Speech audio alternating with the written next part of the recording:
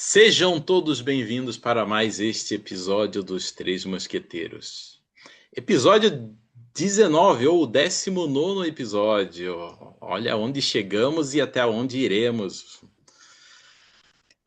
Como sempre, aqui comigo, Roger Valduga, Anderson Seiler e hoje com a ilustre presença de Regisney Santos. Oh, Senhores, como vocês estão? muito boa noite para quem é da noite, muito bom dia para quem é do dia e muito boa tarde para quem está no meio do caminho. Achei Boa que havia noite, mais senhores. coisa. Ó, eu tô esperando o Sailor, cara. Achei que o Rogério ia trazer mais coisa, mas hoje ele foi É, sucinto. Vai, foi Sailor, vai, sucinto, Sailor. foi sucinto. Boa noite, bom dia, boa noite, boa tarde, a hora que você tiver, seja bem-vindo. Bom, hoje temos o ilustre convidado, o Reginei dos Santos, né? Com um tema bem importante, né? Um tema que vem se agravando já ao longo dos anos. Se agravando não, acho que sempre existiu, mas agora que é notado, agora que é falado, né? Que é a depressão, principalmente nos homens, né? E então, mas antes disso, eu vou deixar o nosso ilustre convidado se apresentar. Por favor, Risney, seja bem-vindo, irmão. Fala, senhores. Boa noite, bom dia, boa tarde. Que vocês tenham aí um belo episódio aqui, assistindo esse episódio dos Três Mosqueteiros, sem D'Artagnan. Eu sou o Regis Ney, sou um mineiro da cidade de Santa Rita do Sapucaí. Aqui também é conhecido como Vale da Eletrônica, não sei se vocês já ouviram falar. Cidadezinha do interior, no sul de Minas, perto de Pouso Alegre, 230 quilômetros de São Paulo.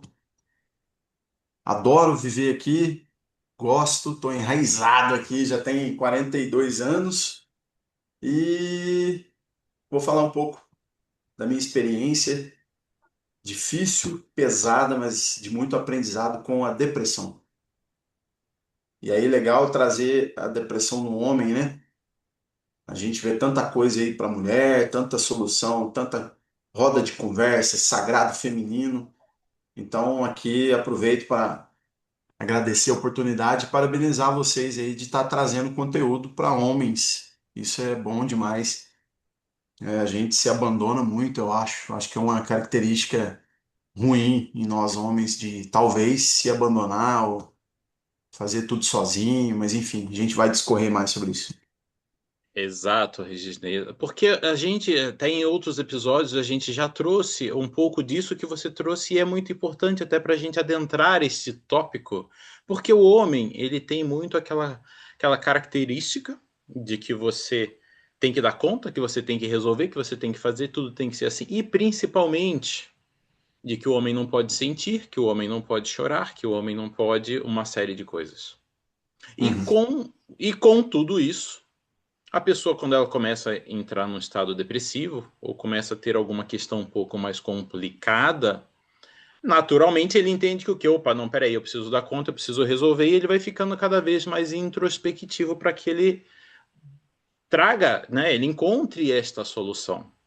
Só que isso, em contrapartida, isso gera um movimento um tanto quanto complicado, onde ele precisa ter uma rede de apoio, ele precisa ter ali aonde ele possa contar, lógico, né? O médico, o terapeuta, tudo isso é importante com certeza, mas principalmente a ambiência, que é a ambiência dos homens, onde nós nos encontramos, né? Nós nos conhecemos dentro da nossa jornada, que foi do Homem Inteiro com Paulo Pimon, depois os movimentos sistêmicos, formação em constelação e tudo mais, muito na vertente dos homens. Então, isso sim é algo importante e a gente aprendeu nessa ambiência de que a gente sim, cada um de nós está aqui e o outro pode contar conosco. Mas será que a grande maioria dos homens tem essa ambiência? Tem essa possibilidade de ter um cara ali que efetivamente vai te dar um apoio? Às vezes você está naquele momento assim, pô, eu precisaria de um minuto de alguém só para me escutar aqui e de repente me dá um norte aqui que eu já não sei mais o que fazer, né? Então, a gente sim tem esse movimento aqui no nosso canal, de estar sempre trazendo uma vertente diferente, sempre com olhar sistêmico. O que tem por trás? E é o que você vai discorrer aqui, né, Regis? Assim, por exemplo, na visão sistêmica, o que será que tem por trás? Lógico, a gente nunca diz é sempre isso. Você vai trazer a sua experiência. No seu caso, no seu sistema, foi essa questão. Ah, será que quem está assistindo, pô, eu também tenho essa questão. Será que no meu vai ser isso? Pode ser que sim, muito provavelmente não. São várias possibilidades, infinitas possibilidades. E cada caso é um caso, e nesse caso é que quando a pessoa decide fazer o movimento, decide olhar para isso, tem a força, tem o desejo de fazê-lo, aí sim que a situação se mostra, e aí é possível ressignificar e trazer um novo olhar para tudo isso. Então conta pra gente um pouquinho, Regis, um pouco da sua trajetória, como que você identificou. Vamos começar a discorrer sobre esse assunto e a gente vai colocando um pouquinho mais de tempero e perguntas nisso. Fala, Roger. Beleza. Antes do Regis aí tomar a palavra, vamos trazer o tema que nós estávamos aqui conversando antes, né, Robson, nos bastidores. Eu venho de um final de semana em imersão num grupo de homens também, diferente do homem inteiro, né, um outro formato. E é exatamente isso que tu trouxe, né, da necessidade da ambiência, o ambiente, onde tem apoio. E aí é aquela coisa do homem não chora, e aí eu vou dizer para vocês que sábado à tarde passei meia tarde chorando. E domingo, na hora da fala final, dei mais uma chorada, só para garantir, só para botar para fora o que faltava. E querendo ou não, é esse ponto, né? De que, sim, aqui a gente traz temas, né, para homens, para mulheres, e aí, às vezes é importante isso, a gente trazer aqui um cara que nem o Regis, que está aqui disposto a se expor, está disposto a falar, está disposto a mostrar e se abrir. Por quê? Porque tem, não tem não. É difícil encontrar cara com essa coragem. É difícil achar outros homens que façam o que a gente faz aqui, que é o tá aberto a discutir, tá aberto a conversar, tá aberto a olhar outros pontos, né? Até porque isso é da energia feminina, enquanto que a energia masculina é focar, né? Tem que fazer, eu vou fazer isso do jeito que dá. Não, aqui a gente se desconstrói, né, de uma forma bonita, vamos dizer assim. A gente não está aqui se desconstruindo para agradar, não. Muito pelo contrário. Aqui a gente está nos abrindo para o quê? Para trazer cada vez mais conteúdo, mais informação, nossa experiência e a experiência dos nossos convidados. E Roger, aí, simplesmente, eu trocaria desconstruindo por transformando. Exato, exato, porque é o movimento do que? Vida, morte, vida. Ou seja, você vem numa versão, aquela versão ela morre, porque você toma mais consciência e você nasce com uma nova versão. E quando a gente. E o que o Roger está trazendo, e foi legal o Anderson trazer esse esclarecimento, porque muitas pessoas. Ah, desconstruir, então a gente vai colocar saia, passar batom? Gente, que faz, de novo, cada um faz o seu, mas não é esse tipo de desconstrução que a gente está falando aqui. A gente está o falando Anderson vai que. botar peruca. Tem É, uma, coloca a Não, peruca rosa. eu vou, vou começar a uns mastigar o movimentos novo aí. Babalu do Zenzo, né? Quando começa a Pô, entrar com essa Mastigar o tá. palavra novo. de desconstrução, começa a chegar muito por aí mesmo, hein? A gente Exato, começa mas. a perder até a identidade, né? E a ideia não é perder a identidade, pelo contrário, né? Não, Se aproximar exato. da nossa identidade mesmo. Isso, Isso aí. isso. Então, conte-nos É um Vai isso lá, pouco. aí. Redney. Vai lá. E tem que ter coragem mesmo, como o Roger falou, acho que Tem que ter coragem para colher rosas ou cultivar rosas. Tem que ter coragem. Um homem sentar numa roda de conversa e falar das suas emoções, né? Que o Roger trouxe para nós e que tem mais a ver com uma energia feminina. E aí essa energia feminina ela é desconhecida, né? Desconhecida até mesmo, infelizmente, até mesmo em muitas mulheres, né? Mas como nós estamos falando Certeza. especificamente de homens, se para mulher é difícil, imagina para nós homens, né? Essa energia feminina do diálogo, do silêncio, de reflexão, de olhar para dentro, né? Então, a energia feminina é muito de olhar para dentro.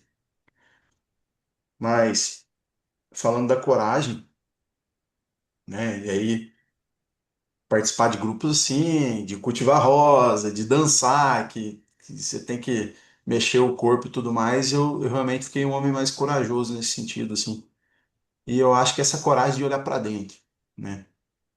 Mas eu comecei a minha história, assim, meu sofrimento, vamos dizer assim, que eu precisei me reformar, e aí estou trazendo para vocês uma terceira palavra complementando aí da desconstrução e da transformação, e aí eu trago a reforma, até por eu ser um engenheiro civil, eu não me apresentei no começo, mas eu sou um engenheiro civil, e a profissão também me trouxe muito disso, de reformar, de trazer esse aspecto da reforma de mim mesmo.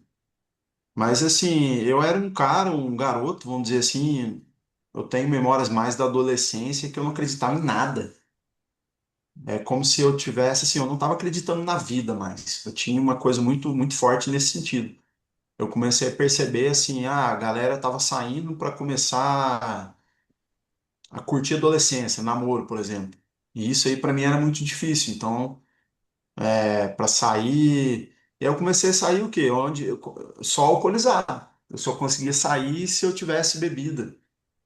Então eu já comecei a direto no vício do álcool, né? Então bebia muito, muito, bebia muito, assim, porque aí eu conseguia ter interação com as pessoas. Eu não conseguia interagir com as pessoas se não fosse com bebida. Então eu ficava muito em casa. E foi quando eu, com a minha adolescência, já estava aquela coisa de começar a querer trabalhar. Então para mim foi difícil esse ponto também. E assim, eu sempre fui um garoto muito inteligente, muito mesmo. Muito esperto, aprendia rápido as coisas. E aí eu fui fazendo alguns. E emprego vinha fácil para mim, cara, vinha fácil. No ramo de eletrônica, porque eu fiz técnico em eletrônica também. Mas até mesmo antes da eletrônica, tinha muito trabalho de office boy aqui nas empresas da cidade. E uma psicóloga me chamou para fazer entrevista. Naquela época tinha fazer aquele monte de desenho, responder questionário e tudo mais. E aí ela me chamou, falou assim, ó, preciso falar com você uma segunda vez e vem aqui. Aí eu voltei lá. E ela falou, ó, eu tô diagnosticando você aqui com depressão, que tô percebendo que você tá quase querendo suicidar já pelo grau, o nível de depressão que você tem aqui. Você tá muito partindo já para um suicídio, né? E para mim foi difícil porque eu não conseguia falar, realmente, eu tava sentindo tudo aquilo que ela tava falando, mas eu não, ao mesmo tempo que foi angustiante ouvir esse diagnóstico de depressão, foi libertador porque alguém me viu.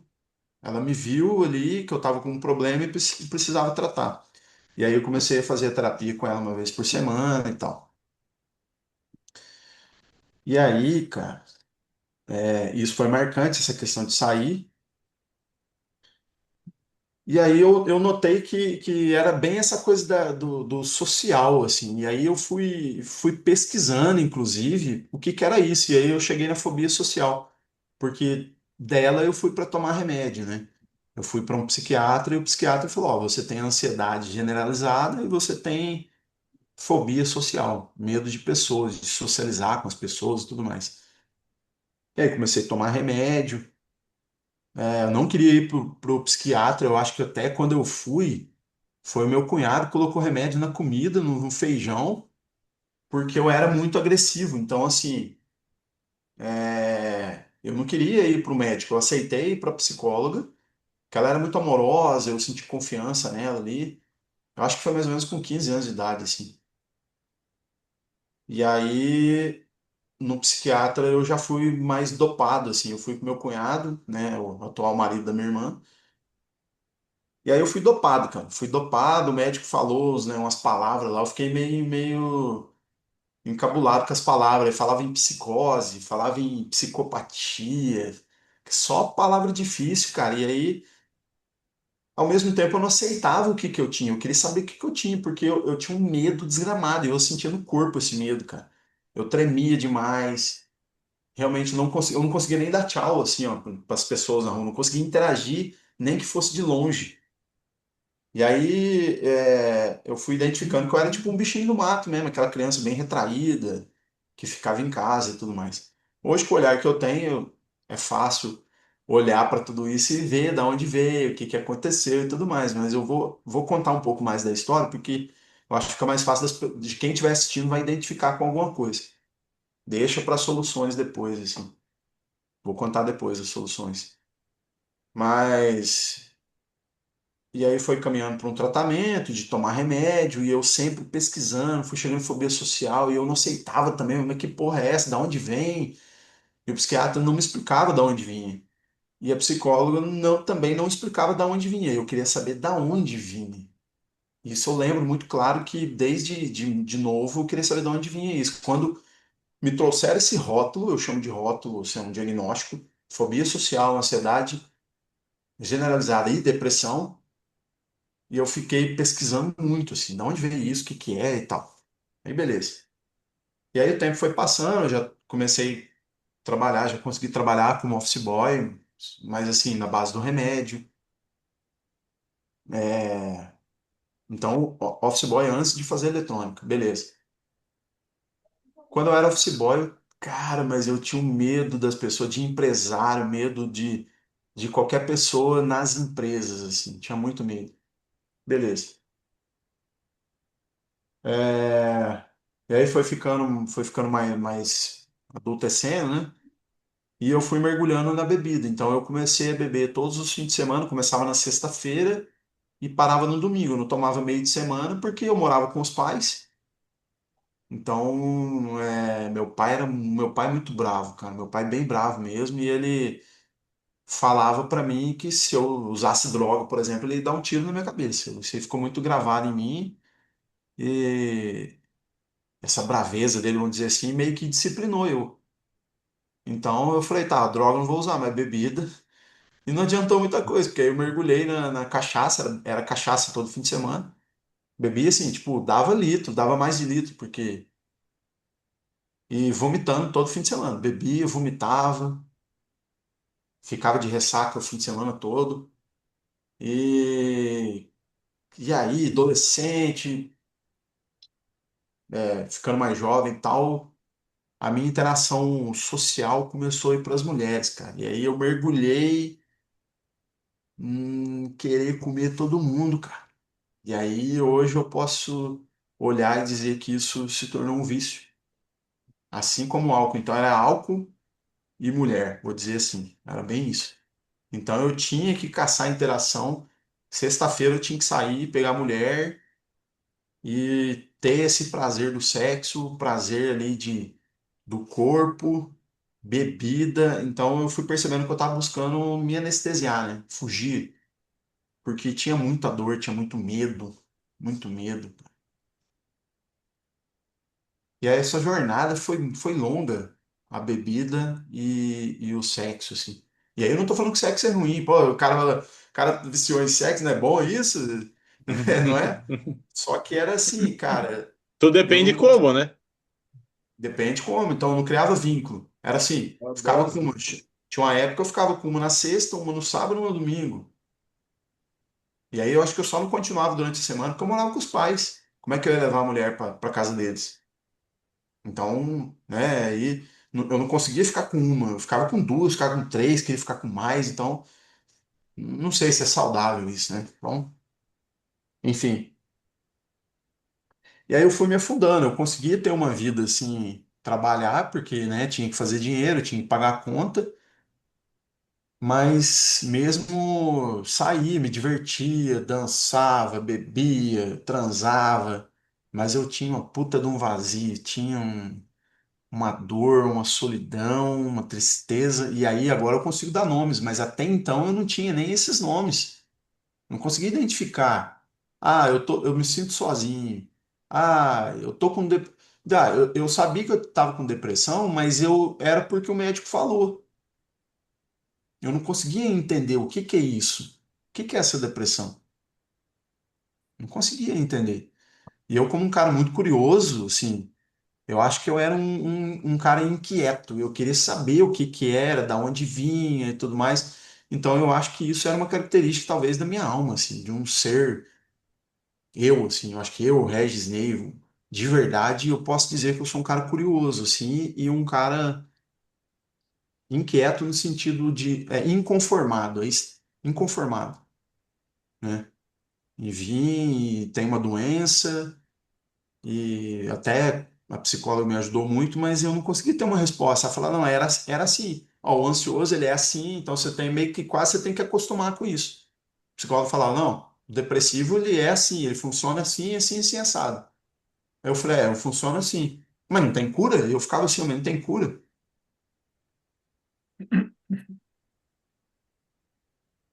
Eu fui questionar mais também, depois de mais velho, porque num período mais ou menos de uns 5 anos ainda de terapia, dos 15 aos 20, eu lembro que em terapia eu chorava pra caramba, bicho. E aí a gente falou em choro, em homem chorar, e agora eu tô tendo, inclusive, a consciência de que a primeira terapia que eu fiz, ela serviu para eu chorar, porque eu não podia chorar, porque eu era homem. Então lá eu achei um espaço para chorar. E mesmo que eu não entendia o que estava acontecendo, eu não estava tomando consciência o que que era depressão, como é que se curava e tudo mais, eu percebi que era um espaço que eu tinha para chorar. Ó, aqui você pode chorar. E assim, eu chorava, mas eu cagava de vergonha. Então eu saía da terapia, olhava assim, cara, eu ficava olhando assim, uai, será que alguém viu? Será que. Então não resolveu um pouco, mas não resolvi, porque assim, eu continuava com essa vergonha do choro. Naquela época, nunca na vida que eu ia mostrar uma rosa aqui, alguma coisa feminina aqui. Então, eu fui ver que eu era o homem, o homem mesmo durão, durão. Era coração duro, extremamente racional, né? Que eu usava muito a minha mente ali de querer saber das coisas. Mas eu tava, na verdade, entrando num buraco e eu não interagia com as pessoas. Enfim, vou adiantar um pouco. Eu fui uma história importante. Eu comecei a namorar já tarde, já, né? Eu já tinha meus 25 anos na faculdade, e aí a bebida eu já estava conseguindo fazer faculdade, pelo menos, já conseguia interagir com as pessoas também, fazendo várias terapias.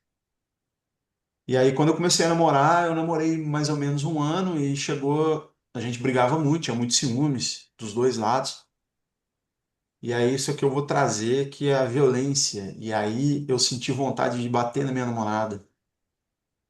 Então, né, recentemente, a gente viu o caso, sempre teve violência contra a mulher, mas a gente viu recentemente bastante forte, né, as mulherada pedindo aí para parar com isso e tudo mais. E aí eu acho importante trazer aqui porque tem a ver com a depressão, tá? A violência. E aí quando eu senti, vou fazer um vínculo da depressão com a violência. Quando eu senti vontade de bater nela, eu me deparei com um monstro que eu não conhecia. Eu falei, pô, mas quem que é esse cara? Essa violência toda dentro de mim?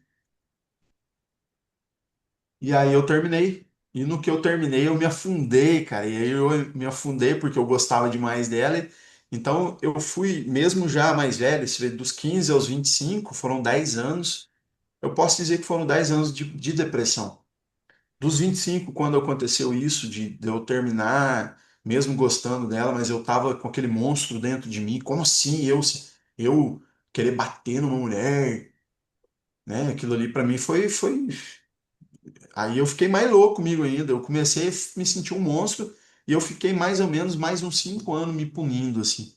Eu terminei a faculdade esses 5 anos, mas aí refletiu aonde? Quando eu terminei a faculdade, eu me endividei financeiramente. Então, quem é da sistêmica começa a enxergar, começa a perceber o quanto que dívida emocional, dívida financeira, relações, como é que uma coisa está interligada com a outra. E aí, dívida, eu falei, ah, tá, eu vou continuar, eu continuava bebendo, só que aí, o que que eu achei a força? Eu comecei a trabalhar demais. Então, formei, eu já trabalhava pra caramba para pagar a faculdade, terminei o namoro, terminei a faculdade endividado. Qual que é a solução? Mergulhei no trabalho. Então, mergulhar no trabalho, eu acho que é uma coisa que acontece muito com os homens também. E aí eu posso dizer que se tornou um vício. Então, foi o vício de uma tristeza extrema, não interagir com as pessoas, de ficar calado demais, de não chorar lá na infância. Depois o vício do álcool, o vício do sexo e o vício de trabalhar demais. Então, a minha jornada dos 15 até os 30 foi isso, esses excessos, muito vício presente. Então, por detrás disso tinha sim a depressão, né? E Bom, olha que ponto interessante, só fazer um comentário aqui, Regis, que a gente já até trouxe em outras oportunidades, que é o que a gente sempre fala, que normalmente,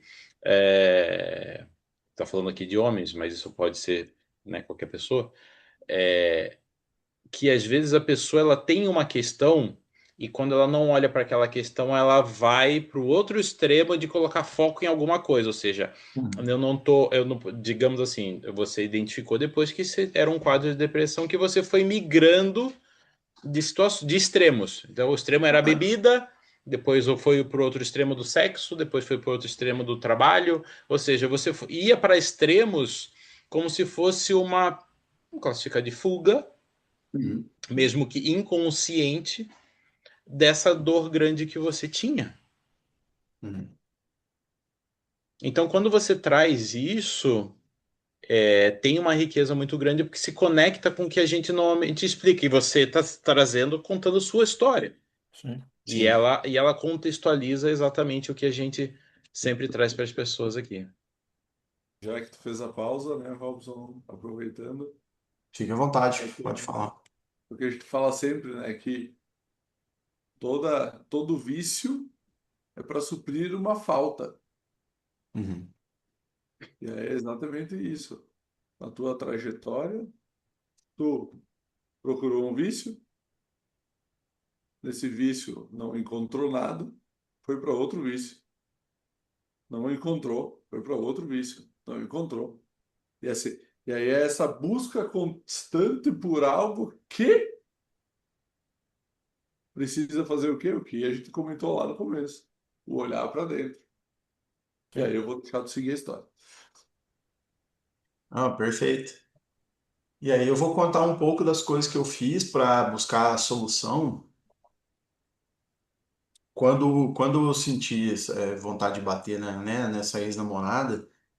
E aí eu entrei, eu acho que foi assim a pior fase da minha vida porque eu entrei numa escuridão muito grande, porque já tinha esse histórico ali desde a adolescência de depressão, mas eu cheguei num ponto assim e falei, cara, eu não sei mais o que que a vida quer de mim. Não foi bem isso. Eu, fiquei, eu questionei a vida assim, mas porra, que merda de vida é essa?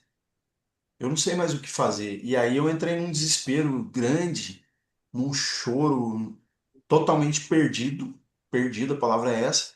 E aí eu peguei o carro assim e saí pra rua chorando, desesperado. Eu não acreditava em Deus. Eu, na verdade, eu não sabia nem o que que era Deus, nada. Fazia catecismo, não entendia nada do que estava rolando lá na igreja, ia na igreja, fiz primeira comunhão, tudo certinho, mas eu odiava, eu não sabia aquilo assim. E aí eu saí com o carro, fui para uma rua escura, apavorado, chorando, desesperado. E eu olhei e parece que eu pedi, quando eu questionei a vida, assim, eu fiz um questionamento. Eu falei assim, mano, que merda de vida é essa? Foi tipo um questionamento, assim. E aí eu olhei, assim, lá no fundo tinha uma luzinha lá no fundo, assim. E eu fui até aquela luz e eu cheguei, era um centro espírita, uma casa espírita. E aí eu posso dizer que foi um ponto de luz mesmo importante na minha vida, porque eu entrei chorando, tinha uma mesa, assim, com as pessoas conversando, assim, e eu entrei chorando, falei, gente, eu preciso de ajuda, eu não sei o que está acontecendo comigo, eu preciso de ajuda. Aí um cara veio, falou assim, eu vou te atender. E ele fez um atendimento fraterno, que o pessoal chama. E eu chorei, contei ali que tinha terminado com a minha namorada. E falei pra ela, eu terminei com ela falando que eu odiava ela. Bom, no Espiritismo o cara falou que tinha vários cursos e tudo mais, e aí eu mergulhei, fiquei uns 3 anos indo todos os dias. Eu mergulhei de cabeça e eu posso dizer que quase virou um vício também. Porque você vê que eu vou para os extremos. E aí eu fui para um extremo no centro espírita todos os dias, todo dia mesmo, de domingo a domingo. Mas assim, minha cabeça se abriu e me trouxe. Eu vou trazer aqui, não é certo ou errado, mas eu vou trazer um parâmetro, eu vou chamar de hipótese da vida passada. Porque aí, quem acredita, quem não acredita, eu vou chamar de hipótese de se existir uma vida anterior à nossa. Quando eu trouxe esse aspecto da vida passada, eu comecei a entender algumas coisas, só que aí me levou para um caminho de que eu já tinha, que é a autopunição. Então, a autopunição, ela existe na depressão. Na depressão, você tem um buraco que você se pune, você se judia, você não se cuida. Então, eu posso chamar que é uma autopunição. E aí, quando eu comecei a olhar para as hipóteses de vidas passadas, parecia que eu estava trazendo, sei lá, mais hipóteses para confirmar a minha autopunição. Então isso aqui está acontecendo na minha vida porque eu cometi um crime lá no passado. Isso aqui está acontecendo na minha vida porque eu fiz isso aqui no ano passado. Então, assim, trouxe um pouco de luz, um pouco de esclarecimento, ou muito, assim, só que ainda assim o meu mecanismo de autopunição começou a se basear em histórias que iam continuar me punindo. Então, assim, ajudou. Mas agora com mais consciência, assim, né, com a cabeça que eu tenho hoje, olhando para essa história, eu vi que eu ainda assim trazia coisas para trazer esse mecanismo de autopunição. Vamos lá, e beleza, foi indo. Bom, a minha inquietação não parou. Depois desses 3 anos, eu comecei a ir para ajudar pessoal de rua, comecei a levar comida. Eu comecei a sentir mais útil. Eu comecei a sentir mais útil. E aí eu posso dizer que essa história minha da depressão, dos vícios, eu não sentia utilidade. Eu não me sentia utilidade. Então, eu posso dizer que o Espiritismo poderia ser outra doutrina religiosa ou religião, me trouxe o servir. Porque os estudos me esclareceram, me ajudou, sim, mas quando eu comecei a servir, e aí tinha a ver mais com outras pessoas, eu comecei a. Eu posso afirmar que ali foi um ponto importante para eu sair da depressão. Então, foi 5 anos depois da faculdade, eu já tinha uns 30 anos de idade, e comecei esse trabalho mais voluntário com o pessoal de rua. Aí eu posso dizer que eu saí da depressão, depressão mesmo, assim, do buraco, assim. Ainda buscando respostas, não achava resposta. Chegou a pandemia. Não, antes da pandemia eu descobri as constelações familiares. Aí eu comecei a entender um pouco sobre lealdades. Aí comecei a ouvir falar sobre pai e mãe. Aí eu comecei a enxergar umas coisas. Aí eu comecei a entender um outro. Comecei a ter as respostas que eu tanto buscava. E aí, assim, a dívida financeira ainda continuou, trabalhando demais. Eu posso dizer que, mas até a parte do sexo ainda continuou. Mas a depressão em si, porque assim, a depressão mesmo na adolescência e juventude era de ficar de cama, assim. Eu trabalhava porque tinha que trabalhar, mas eu ficava congelado. E meus pais endoidaram, porque eles não sabiam o que fazer comigo. Bom. com as constelações, parece que trouxe um novo mundo para mim, assim. Eu comecei a olhar para pai e mãe, mas aí as constelações me trouxeram um aspecto negativo, que eu comecei a culpar os meus pais. Aí a conversa começa a ficar culpar os pais. Aí E aí também não adiantou muito. não só não adianta, como de certa forma deixa um pouco mais complexo. Porque a partir do momento que a gente culpa ou barra julga os nossos pais dizendo que eles deveriam fazer diferente, é como se a gente tivesse dizendo para eles assim, não, do jeito que você é, você não serve. Então eu quero que você morra e nasça de novo para ser do jeito que eu quero que você seja. Oh, mas peraí, ô pequeno Não, Deus. gafanhoto. Hum, Exato, uma arrogância gigantesca. Ou seja, quando eles lhe deram a vida, eles já tinham minimamente 20, 30, 40 anos de idade. Uhum. Já tinham vivido uma longa história quando você chegou. E agora você quer chegar, dizer que eles estão fazendo isso, aquilo ou tudo errado. uhum. Como isso? Que cabimento que tem esse tipo de posicionamento? Eu caí nesse tudo errado, cara. Eu caí num ponto de só eu só achava defeito. Só achava defeito no meu pai, só achava defeito na minha mãe, só achava defeito na vida. Nada tava bom. Querendo ou não, né, Gi? Agora tu falando isso, que o que bateu aqui em mim foi a questão da autopunição. Uhum, Isso não é só da depressão, isso é de grande parte das doenças. É a autocobrança, eu, eu como fisioterapeuta, então é aquilo que eu trago sempre. Tipo, a dor nas costas. A dor nas costas por quê? Porque eu carrego uma carga em excesso. Se eu carrego uma carga em excesso, eu estou me punindo, porque eu estou botando peso em cima de mim que eu não preciso. uhum, Aí, querendo ou não, isso serve para todas as outras doenças, né? Uma dor no ombro é aquela coisa do, peraí, eu estou oferecendo demais esse ombro aí para o pessoal encostar a cabecinha e chorar. uhum. Então, querendo ou não, todas as doenças são autopunições. Sim. E, na medida que tu traz, né, exatamente isso, quando tu olhou para a constelação, quando tu viu todos os. Porque na constelação a gente olha para o nosso sistema, principalmente o sistema familiar. É no medida que tu olha para o sistema familiar, e aí tu olha exatamente pro pai que pecou como pai, para a mãe que pecou como mãe.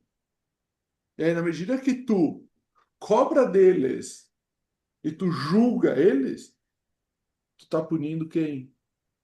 A ti mesmo. Por quê? Porque eu não mereço um pai tão bom assim. Uhum. Exatamente. E aquele ponto que a gente também aprende em todos esse caminho de autoconhecimento que a gente vem fazendo, né? Independente das pessoas acreditarem ou não. Os pais, a gente escolhe esses pais porque nós temos questões que é aquele sistema, ou seja, a união desses dois sistemas, que vai criar o cenário adequado para que a gente possa encarar as nossas sombras. E é se conectando com esse sistema que a gente vai ter a possibilidade de fazer isso. Então, quando a gente começa, lógico, tem véu do esquecimento, toda aquela história que a gente sabe, que quando você vem para cá, você minimamente, né, acordou que seria com esses dois, para que você pudesse fazer o que você precisa fazer.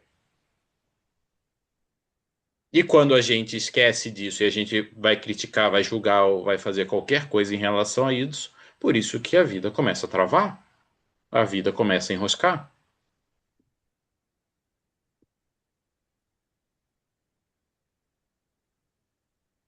Quando Pandemia, você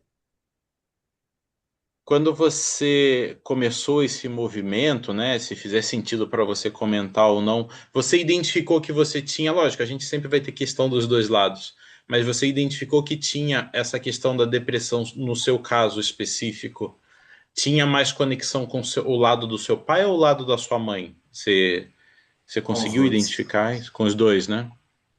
Com os dois. Pela É, intensidade que você relata, né? é. Até porque tem parentesco, eles são primos distantes, e aí se puxar a Ah, árvore, começa, sabe, tem tem conexão, volta lá em cima, né? conexão. Tem conexão. E aí, depois da pandemia, comecei a estudar física quântica, eu cheguei no Hélio Couto, comecei a chegar Legal. em pessoal de internet, Pablo Marçal, Wendel Carvalho, foram as duas primeiras referências de players de internet e tal.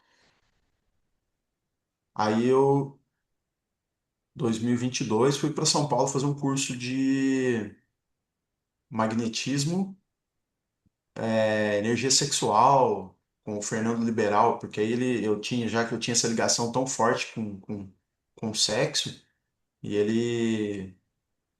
Na verdade, eu vi um vídeo do Padrinho, não sei se vocês já viram já. O Padrinho ele faz a mulherada tremer, ele põe a mão nas mulheres, a mulher começa a tremer, É, a mulher começa a gozar, parece que entra num êxtase lá, um negócio assim. E eu tinha essa coisa muito forte com isso, e me chamou atenção. Eu falei, pô, então, se o cara faz isso aí, eu quero fazer também. E fui.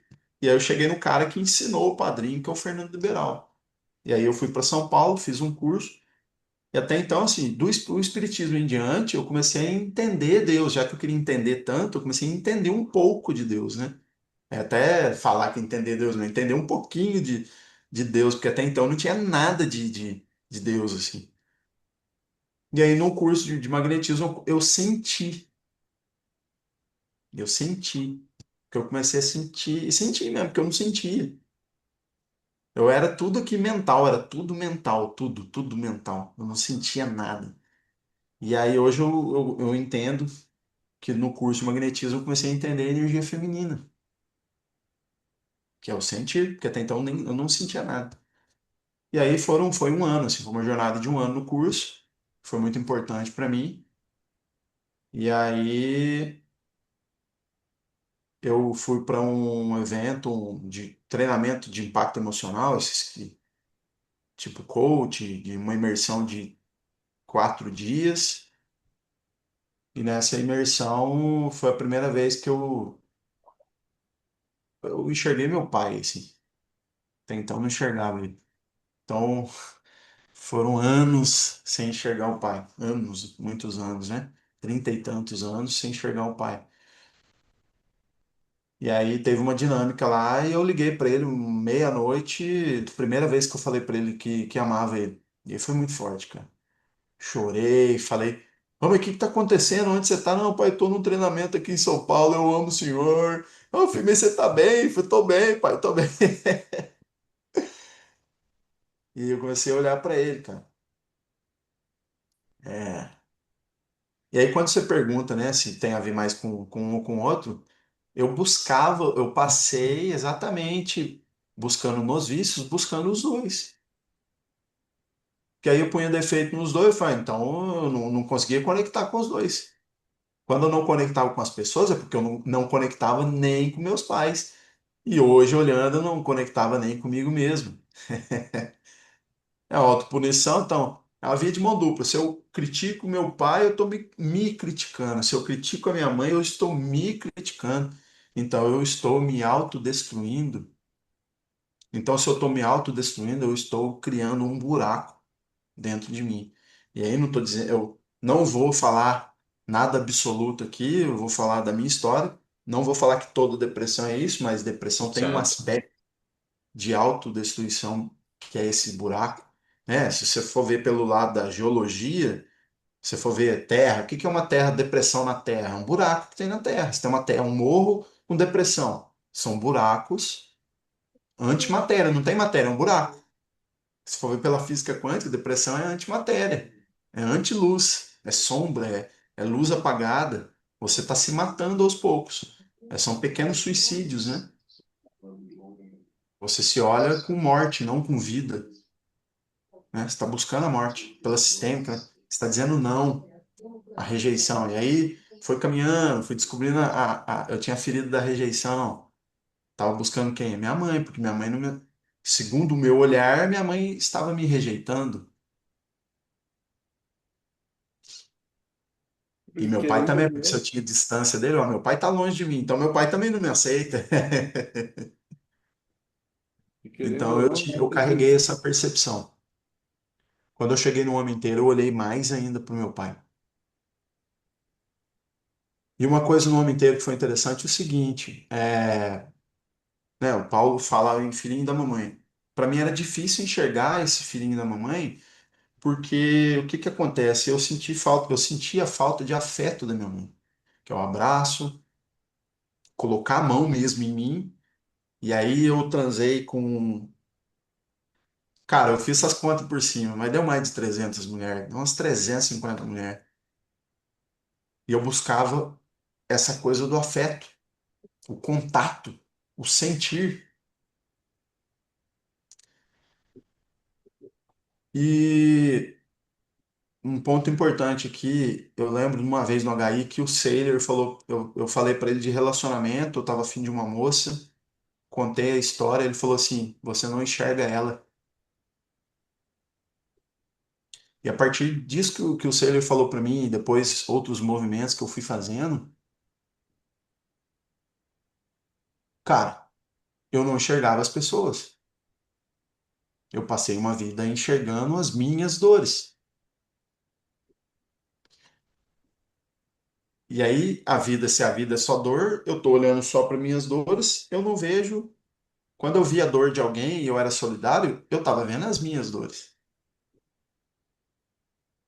Então eu ajudava um mendigo porque eu era um mendigo carente, pedia atenção, pedia afeto, pedia esmola. Agora eu tô,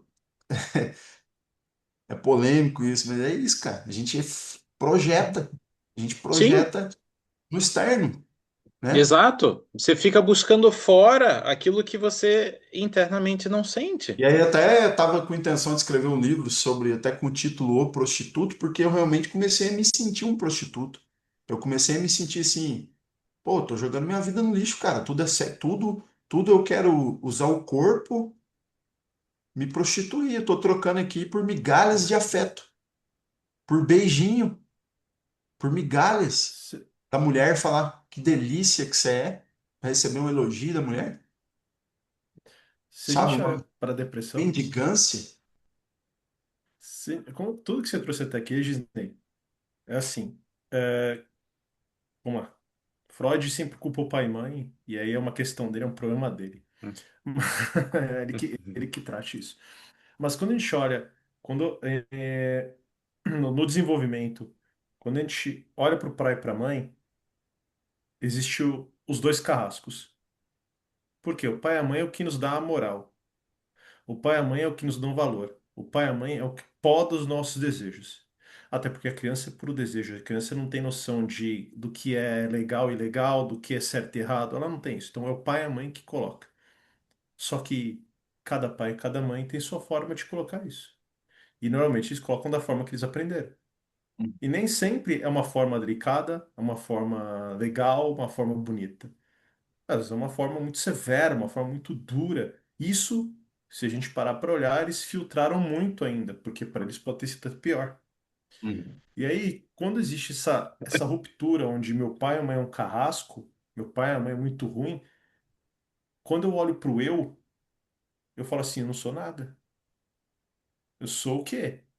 Pô, meu pai me rejeita, minha mãe me rejeita toda hora, eu sou o quê? Nada que eu faça é bom, nada que eu faça é legal, nada que eu faço pode. Então quem sou eu? Quem sou eu no mundo? Para que que eu sirvo no mundo? E aí essa ruptura do eu com eu mesmo, ou seja, ela acaba, perde o sentido. E aí eu passo uma vida buscando quem sou. Uhum. Passo uma vida condenando meu pai e minha mãe e passo uma vida buscando quem sou eu. E aí onde eu vou buscar? Porque quando a gente traz o sexo, né, eu fiz uma live agora falando da vergonha, porque nós temos ali a energia, né, que é o desejo, e o sexo é uma forma de alimentar um desejo. Porque o sexo é uma energia de libido, libidinosa de libido, tá? Então o sexo é como se a minha mãe tivesse me acalentando, é como se ali aquela mulher pudesse ser minha mãe. sim, Como aquela mulher ali pudesse sustentar o que minha mãe não sustentou, que era o quê? O elogio, o carinho, o afeto. Então, o sexo, quando a gente fala não olhar para o outro, eu não vejo o outro como o outro é, eu vejo o outro que ele pode entregar porque me falta. E sim, aí, isso é para bebida, isso é para o sexo, isso é para o trabalho, isso é para religião. E aí eu fico numa vida incessante buscando quem sou. Quem sou eu, quem sou eu, quem sou eu, quem sou. E assim, quando a gente fala de sombra, a sombra não é ruim. O vale não é ruim. O inferno não é ruim. É lá que você vai lidar com cada ponto seu. É lá que você vai enxergar cada podridão, porque nós somos heróis, somos assassinos. sim, Nós andamos na justiça, mas também a gente faz coisas ilegais. Então, nós temos essa dualidade, nós somos seres humanos. Erramos e acertamos a todo momento. E é na escuridão que isso aflora. Mas qual que é o problema? Quando eu não conheço quem sou e entro nesse vale, eu não vou olhar para o lado bom, porque eu não sei qual é o meu lado bom, não sei qual é a minha utilidade. Como você falou aqui, não me sentia útil. Qual é a minha utilidade? Eu olho para o quê? Para aquilo que é ruim. Cara, eu sou esse cara aqui. Esse cara aqui é, como você trouxe, prostituto, que é um monte de mulher. Esse cara aqui não tem utilidade, esse cara ruim, esse cara agressivo. Só que sim, assim, quando você começa a enxergar um ponto de quem você é e entender que aquilo faz parte de você, mas não é só isso que te define, sim, cara, aí você começa a enxergar a vida de outro modo. Então, quando a gente traz a pessoa depressiva, é isso. É não saber quem sou e não saber minha utilidade no mundo. E o que eu quero? Se eu não sirvo para nada, ou seja, eu sou um peso no mundo. O mundo tem problemas por minha causa, né? Agora, quando a pessoa ela consegue enxergar uma pequena utilidade dela, e isso vai abrindo outras portas, ela vê que não tem só lado ruim, tem lado bom também, abre a possibilidade dela se encontrar, se enxergar e transformar a própria vida. incrível, cara. E quando na pandemia que eu comecei a ver coisas sobre física quântica, eu comecei a ficar um cara mais observador. E aí, essa coisa do olhar, como você olha para você mesmo, para os seus pais e para as pessoas. Então, uma coisa que me ajudou muito foi a escrita. Por isso que eu falei que, né, do livro, da possibilidade de um livro. A escrita mais recente, eu comecei, tem 4 anos, assim, que eu comecei a fazer uma espécie de diário. E nesse diário, não é todo dia que eu estava escrevendo, mas quando eu escrevi, era sempre, eu estava escrevendo as minhas emoções. Ah, hoje estou puto porque aconteceu isso, isso, isso, tá uma merda. Então, o diário é um confidente ali, eu comigo mesmo. E aí, cara, eu comecei, quando eu estava escrevendo, eu comecei a observar a minha escrita. Eu estava escrevendo e eu comecei a ter uns momentos assim, que parecia dois. E aí eu comecei a identificar que tinha um segundo ser, mas não era um ser, uma entidade, um espírito. Não, é eu mesmo. Eu comecei a perceber que eu percebendo, então um verdadeiro autoconhecimento. Eu estou me observando através da escrita. E aí, é lógico, teve vários vídeos. Eu consumo muito vídeo. Jacob Petri fala muito do aspecto da aceitação, de ser que a vida é muito maior do que. Então, nós, como um participante da vida, a vida é muito maior. Então, essa coisa mais de observar mesmo, assim. Ho'oponopono, que aí é um olhar assim de que a gente vive muito memória, e aí a gente não vive nada novo, mas que existe um ser superior, e quando a gente conversa com esse ser superior vai limpar aquelas memórias. Então, juntando tudo isso, quando eu comecei a olhar para minhas escritas, eu comecei apenas a observar. Então, primeiro observando tudo aquilo que eu considerava ruim e depois observando tudo aquilo que eu considerava bom. E aí, essa coisa do Ho'oponopono, eu comecei a ver o cara falando em ponto zero, estado zero, não sei o quê. Eu comecei a ligar esses pontos e comecei assim, cara, eu fico julgando tanto, fico apontando tanto, por que que eu não julgo menos? E eu comecei a silenciar, buscar silenciar minha mente nesse sentido de julgamentos. nesse sentido de apontamentos, de dar significado para as coisas. Então eu comecei a buscar uma neutralidade, sabe assim?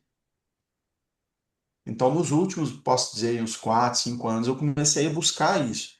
E aí os últimos 2 anos que eu comecei a fazer o banho frio e comecei a perceber a minha mente o quanto que ela gritava no banho. Vai morrer, tá frio, não sei o que, não sei o que. Eu comecei a buscar esse silêncio e comecei a levar isso para a vida. Não, silêncio. Então eu comecei a ficar muito menos reativo, mas muito, muito mesmo, muito mais observador. E aí eu entendi que eu desenvolvi um feminino muito grande, assim, um mundo interno, né? Porque eu refletia quando eu queria, e aí eu comecei a perceber uma gestão das minhas emoções, uma gestão dos meus pensamentos, uma organização. Tudo em conjunto com constelação familiar, que eu continuei fazendo, movimentos do homem inteiro, bastante interior mesmo, assim, para dentro, né? Esse feminino. E chegou num ponto crucial, cara, assim, que não tinha como fugir mais desse aspecto de rejeição, principalmente com a minha mãe.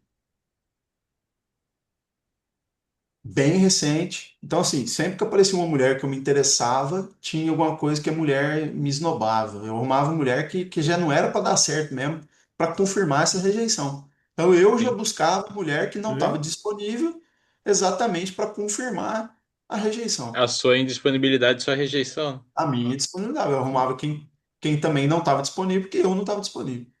E aí, você vê que a minha história girou tudo em torno desse feminino, da mãe. A mãe é mais forte no caso, assim. E aí, a minha tese, vamos dizer assim, eu acabo falando: ó, quer resolver esses problemas, resolve o feminino primeiro. O pai depois é mais fácil. Porque comigo foi assim. Então, eu conto essa história, Sim. né? Sim.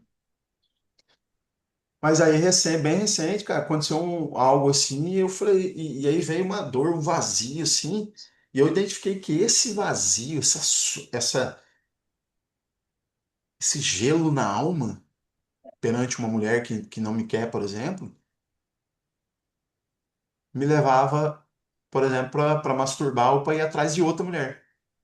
Me levava para ir querer comer alguma coisa, uma compulsão alimentar. Me levava para ir trabalhar mais um pouco, porque eu não podia descansar. E eu, aí agora recente, com a cabeça que eu tenho hoje, falei, cara, olha para sua mãe de novo. Aí eu fui atrás da minha mãe, tem 2 semanas, essa live aqui, ela é providencial.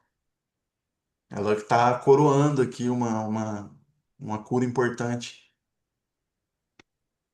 E aí eu fui na casa dela, ela estava cozinhando assim, linguagem do amor, comida, né? Cara, minha mãe, o afeto dela é na comida. Ela, tô fazendo janta pra você aqui, meu filho. E aí eu, aquele menino, buscando a mãe, ô mãe, tô fechando um trabalho importante, querendo que ela comemorasse comigo. Tô fechando um trabalho importante aí, mãe. Aí ela, concentrada assim, olhou em mim, um cara de paisagem, virou. Aí gelou de novo minha alma, cara. Eu falei, é aqui, é aqui. Só que aí eu passei anos sentindo raiva disso, anos sentindo tristeza profunda, anos querendo brigar com as pessoas, querendo bater, querendo quebrar coisas, ou me punindo. E aí tudo que eu aprendi de silenciar, não julgar, não dar significado, e neutralizar e aceitar, eu usei ali naquele momento, cara. Calmei e esperei a comida. Comi, só me veio uma coisa assim, ela é assim, e não tem a ver com você. Ela é assim. E aí eu tomei ela. Eu tomei na comida. Eu fui comendo, comendo, tomando minha mãe. E foi rápido, eu comi e vim embora.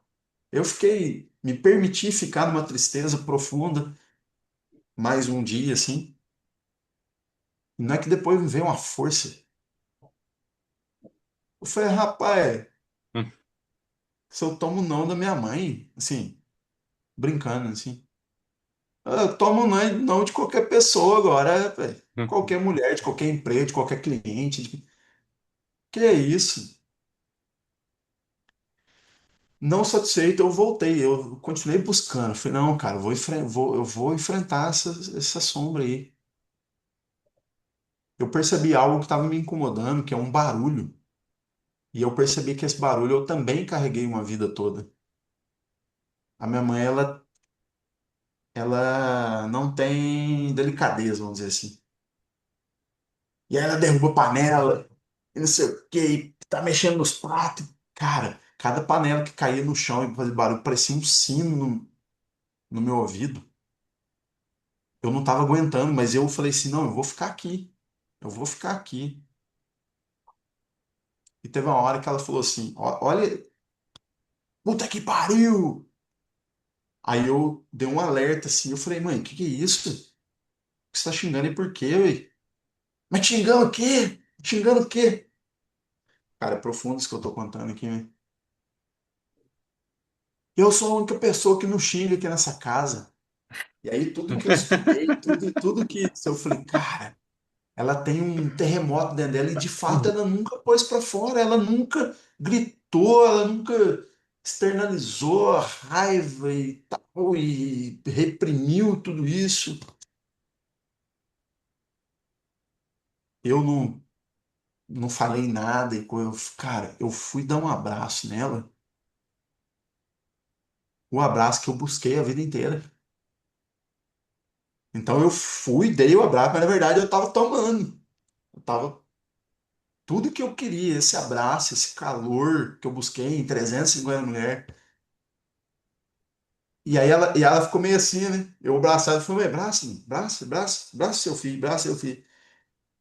E ali, cara, foi alguns segundos de uma cura inexplicável, uma cura, um negócio assim. E aí, Roger, meu amigo, eu tinha uma contratura muscular no meio das costas aqui. Nesse dia que eu dei o abraço, eu fui na massagista, liguei para a massagista, falei assim, ó, preciso de um atendimento. É uma massagista que eu converso, que eu ponho minhas emoções para fora. E aí eu contei a história e ela foi dissolvendo esse nozinho aqui. E aí meu peito abriu na academia, cara. Porque eu tenho, meu ombro era para frente, minha escápula, vida inteira doendo. E depois desse movimento com a minha mãe, depois da massagem com a fisioterapeuta que eu fiz na academia, minha escápula tá trabalhando, meu peito tá abrindo, e aí eu me abro para a vida, para ascensão e não para depressão. Puta que pariu, cara. Porque Tô no final das arrepiado. contas, porque no final das contas, você só queria ser visto. Só queria. Exato, Esse exato. E, peito, e- esse peito, esse coração apertado, fechando o peitoral, jogando esse ombro para frente, tensionando o trapézio. E é exatamente isso. O que precisou? O abraço da mãe. Que, como tu mesmo disse, Regis, tu procurou onde? Nas 350 mulheres. E e posso poderia complementar procurar por mais 350 mais mil que não ia achar. 350. Podia procurar mil que não ia encontrar. Exato. E não encontra, porque tá muito mais perto do que a gente imagina. Lógico, a gente tá falando no caso do seu, que sua mãe tá aí, você foi lá e, né, e fez um movimento. Mas, assim, tá muito mais, de certa forma, não tá fora, não tá longe, não, tá aqui, tá perto, tá dentro. A falta dentro. Então, olha que interessante você relatando isso, e até para as pessoas refletirem que, às vezes, a sua perspectiva de criança criou todo esse cenário da sua mãe, e Pô, sua mãe, olha que legal que você relatou agora. Eu sou a que menos xinga aqui, sendo que ela fala, pelo que você falou, 5 palavrões, né, a cada 10 palavras. Então 50%, ah, 50%. Só que na perspectiva dela, ela ainda acha que não fala. Você foi pedir um abraço. O quanto foi difícil para ela conseguir abraçar você verdadeiramente. Aí vem aquela pergunta: será que ela foi abraçada? Será que a criança dela recebeu minimamente o pouco de carinho que ela conseguiu te dar? E aí, complementando um pouco, é o quanto precisou o Regisney crescer e virar adulto para, na posição de adulto, pedir o que a criança não soube por uma vida inteira. Mas se a gente olha para a criança ela vive de expectativa. Ela tem expectativa. Como eu disse, a mãe, qual é que é a expectativa? Que a mãe seja uma pessoa perfeita, que o pai seja perfeito. Aí você olha a mãe de todo mundo abraçando todos os amigos, a mãe abraça, a minha logo minha mãe não me abraça. Pô, mas eu queria minha mãe perfeita. Pô, o pai de todo mundo leva pra ver futebol, leva pra fazer isso, o meu pai não, só me manda carpir e dá varada nas minhas costas. Por que que o meu é assim? Então, sabe, essa busca pelo pai, pela mãe perfeita faz a gente perder a visão de quem realmente são.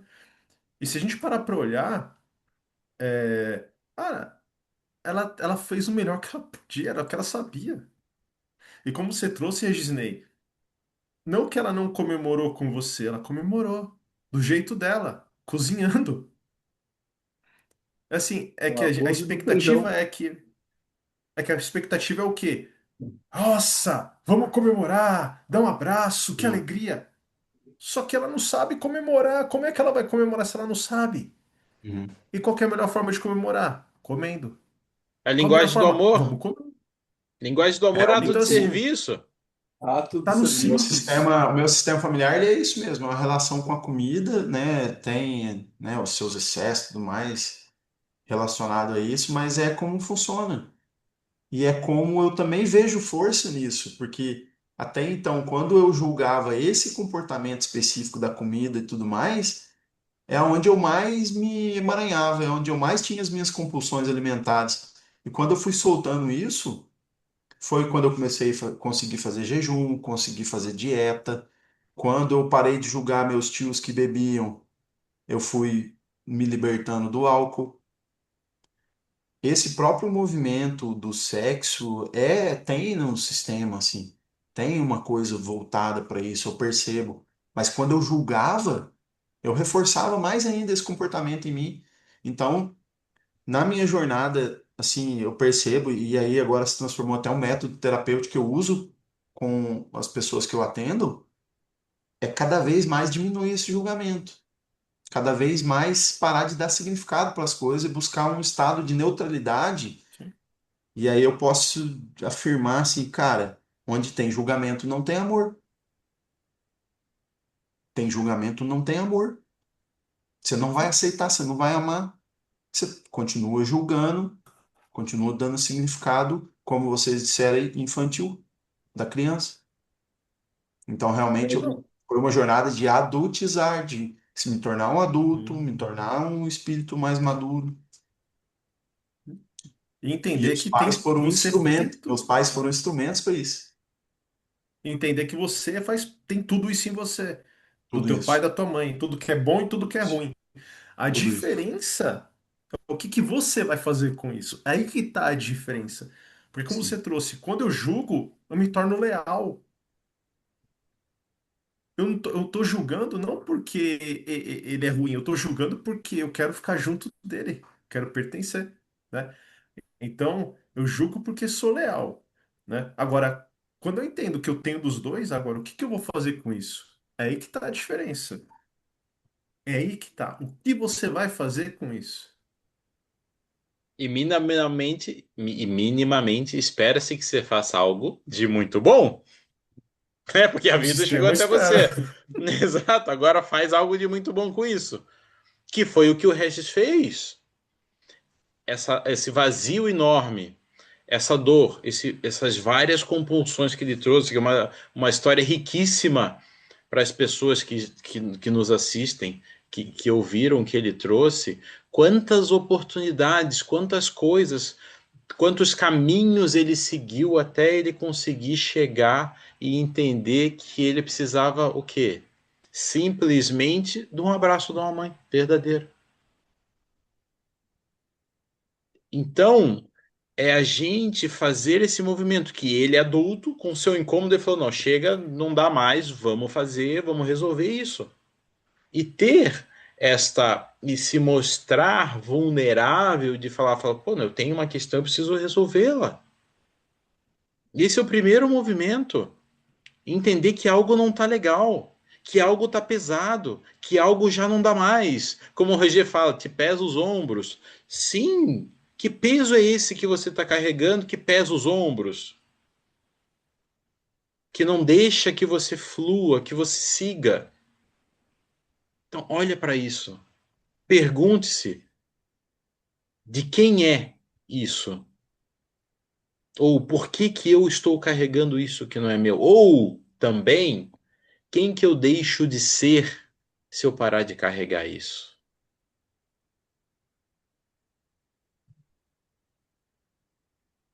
Mas é isso aí. E assim, as pessoas têm que entender, assim, vou trazer aqui, tem que entender nada, ninguém tem que nada, né? Mas, como a gente fala, mas as pessoas precisam compreender uma necessidade que, assim, nós viemos sempre com a intenção de fazer o melhor para o sistema, né? Então nós viemos, mesmo que temos que transgredir aquilo que o sistema nos traz. O Regisnei transgrediu. Só que a gente olha, não foi só um simples abraço que ele precisava. Toda a jornada que ele fez foi para Até transgredir chegar, né? várias partes do sistema. Então, assim, ele transgrediu cada parte do sistema, até esse ponto da curiosidade, da indignação com aquilo que fala, é como se o sistema atrás precisasse entender o que se passou. Então, cada passo que ele deu foi uma transgressão. Então, ele curou. Antes de chegar na cura dele, ele curou todo um sistema que por gerações não foi visto. E ele deu a sorte, porque para mim isso não é azar, é uma sorte, a sorte de cair tudo isso no colo dele, ele conseguiu, assim, modificar várias coisas. Tanto que hoje chega-se no ponto de cura dele. Então ele curou um sistema para chegar no ponto de cura dele.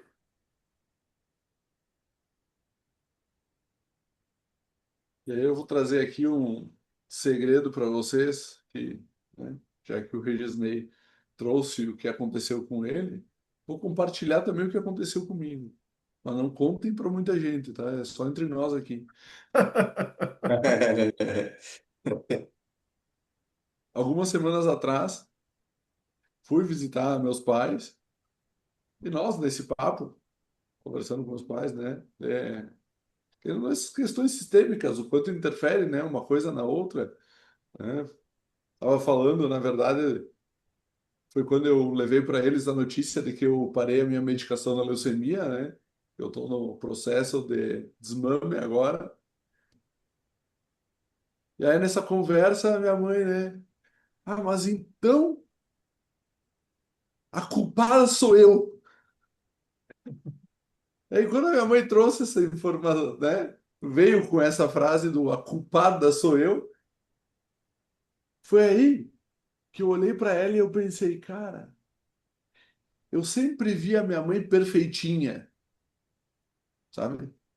Minha mãe trabalhava pra caramba, deu uma condição de vida tri boa para mim, para minha irmã, junto com meu pai, né? Os dois trabalhavam 3 turnos, era aquela coisa do. Em diversos momentos eles faltaram por estar trabalhando, mas quando eles eram presentes, eles eram aquela presença que chegava a ser chata de tão grudentos que eles eram, né? E aí entra nesse ponto, quando a minha mãe largou a frase de, ah, então a culpada sou eu olhei para ela e eu disse, pá, mãe, tá aí. O dia que eu descobri que tu não é perfeita, foi aí que eu descobri o quão perfeita tu é, minha mãe. Uhum. Porque é exatamente esse o ponto. Sim. A gente olha para o pai, a gente olha para a mãe, a gente pensa assim, não, são os deuses, né? É o super-homem e a Mulher Maravilha, né? Vão salvar o mundo. vão salvar o cachorro, o gato do cachorro, não, o gato de cima da árvore, e vão, né, trazer a paz para a terra. Só que na medida que tu vê que esse pai não é perfeito, que essa mãe não é perfeita, e que mesmo eles não sendo perfeitos, eles foram muito bons, é aí que para mim vira a chave. Quando tu entende que o teu pai, cheio de defeito que tem, a tua mãe, cheia de defeito, a mãe do Regis Snake não sabe dar um abraço, sabe fazer comida, mas não sabe dar um abraço. E é exatamente isso, sabe? É entender que o abraço da mãe do Regisney é o arroz e o feijão. O colo da mãe do Regisney é o pão quente. É o melhor, é Aquele, a melhor comida mineira, hein? pois é, aquele bife acebolado, ou enfim, né, o pão de queijo, seja o que for. Ou seja, é a gente ir tomando consciência dessas coisas e olhar o que tem, porque por muito tempo essa riqueza enorme de melhor comida mineira e tava faltando o quê? Faltava esse abraço. Mas não é só o abraço. O abraço é como se fosse você coroar toda a jornada que você trilhou até chegar e Sim, receber esse abraço. sim. Daquela sua criança que em algum momento teve a expectativa de receber esse abraço e esse abraço não veio. Ou que esse abraço tivesse sido diferente, por exemplo. Uhum. Tivesse sido mais amoroso, como o Anderson falou. Via os meus amiguinhos que a mãe vinha, abraçava, botava no colo, beijava, chacoalhava e tal. E às vezes a sua criança ficou esperando ter esse mesmo comportamento e sua mãe deu aquele abraço assim. Que muitas vezes a gente vê, né? Sim. Que é só aquele tapinha no ombro. Aí você fala, putz. E a partir daí criou-se toda esta, na sua perspectiva de criança, criou-se toda essa narrativa que foi passando e trilhando por diversas coisas, por diversos caminhos. Mas Robson, um exemplo. precisa desse movimento de você ter esse de conforto, que foi o que você teve. Você buscou no fundo do copo, nos abraços das mulheres pelo mundo, o seu pai e sua mãe. Uhum. Que um não estava no fundo dos copos e o outro não estava no abraço das mulheres pelo mundo. Uhum.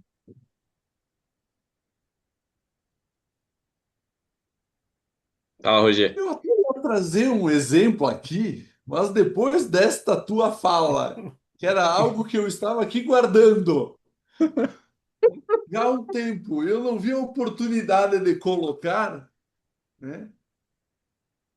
Digo que um por todos, todos por nenhum rei, porque aqui nós não defendemos bandeiras. Defendemos o quê?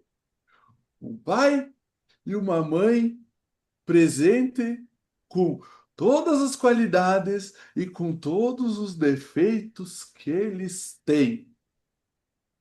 Não sabendo abraçar, mas sabendo fazer comida. Não sabendo dar colo, mas sabendo fazer um pão quentinho.